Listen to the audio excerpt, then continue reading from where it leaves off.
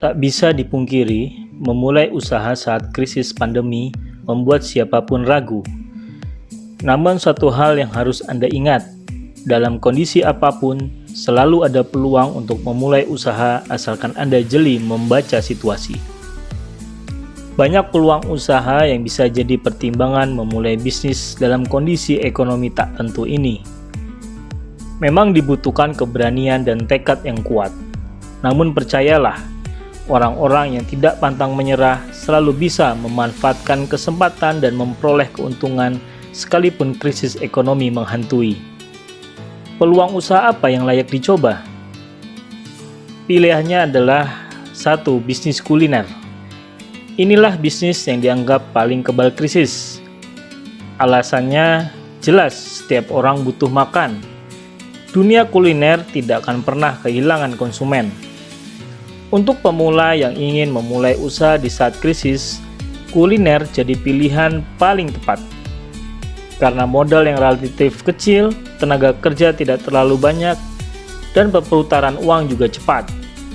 Apalagi Anda bisa memulai dari rumah dengan konsep pemasaran dan delivery secara online.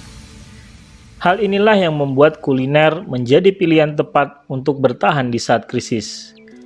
Apalagi dalam kondisi pandemi COVID-19, ada banyak orang yang membutuhkan makanan siap saji dan pesan online untuk penuhi kebutuhan stay at home dan work from home. Bukan hanya kuliner cepat saji, produk-produk makanan instan, jajanan, cemilan juga termasuk kebutuhan yang diburu. 2. Bisnis kebutuhan pokok. Toko kebutuhan pokok juga jadi peluang usaha yang bertahan saat krisis ekonomi menerjang. Coba Anda lihat saja di pasar tradisional atau di area pemukiman. Toko-toko menjual kebutuhan pokok harian selalu ramai konsumen. Apalagi kalau Anda bisa lengkapi toko dengan pelengkap kebutuhan harian lainnya, seperti beras, air minum, minyak, telur, mie instan, kebutuhan mandi hingga kebutuhan dapur. Tentu semakin meningkatkan omset. Supaya bisnis toko kebutuhan pokok ini tetap mampu bertahan, Anda tentu harus disiplin dalam mengelola keuangan dan pastikan punya cadangan modal yang kuat agar bertahan saat harga melambung di tengah badai krisis. 3. Bisnis seputar kesehatan dan kebersihan. Dalam masa pandemi COVID-19, siapakah kelompok yang paling berjuang dan di garda terdepan?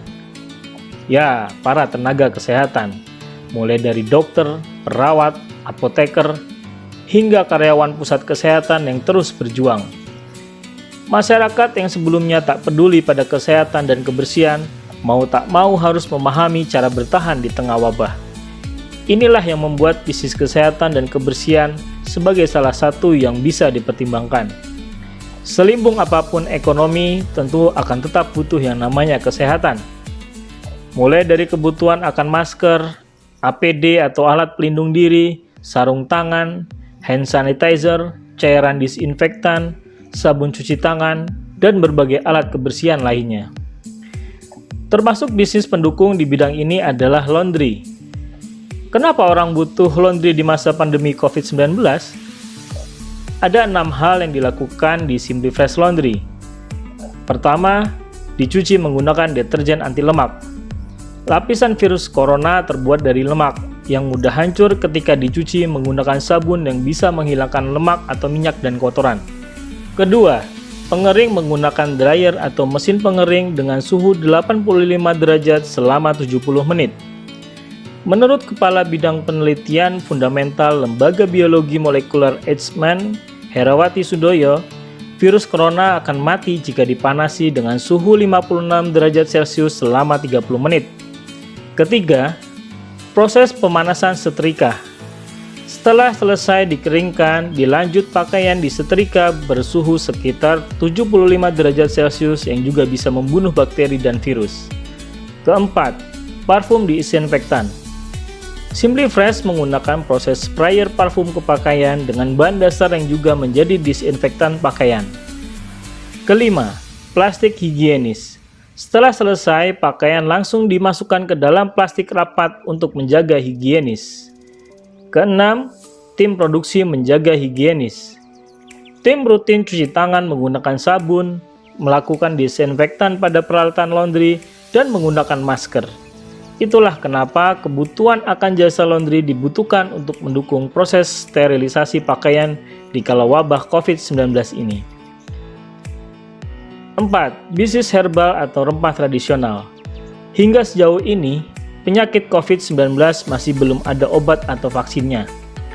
Namun, menurut Profesor Hoiril Anwar Nidom selaku Guru Besar Biomolekuler UNR Surabaya, tanaman obat tradisional disinyalir mampu meningkatkan sistem imun sehingga mencegah masuknya virus COVID-19 ke dalam tubuh. Tak heran kalau akhirnya tanaman dan rempah yang dianggap sebagai pengobatan tradisional, mulai dari jahe, kunyit, temulawak, kayu manis, laos, kencur, daun serai, langsung laris manis di pasaran. Kelompok tanaman yang oleh masyarakat Indonesia kerap disebut empon-empon ini pun melonjak harganya. Dari laporan Detik, para pedagang empon-empon di sejumlah pasar tradisional Pulau Jawa pun selalu ramai.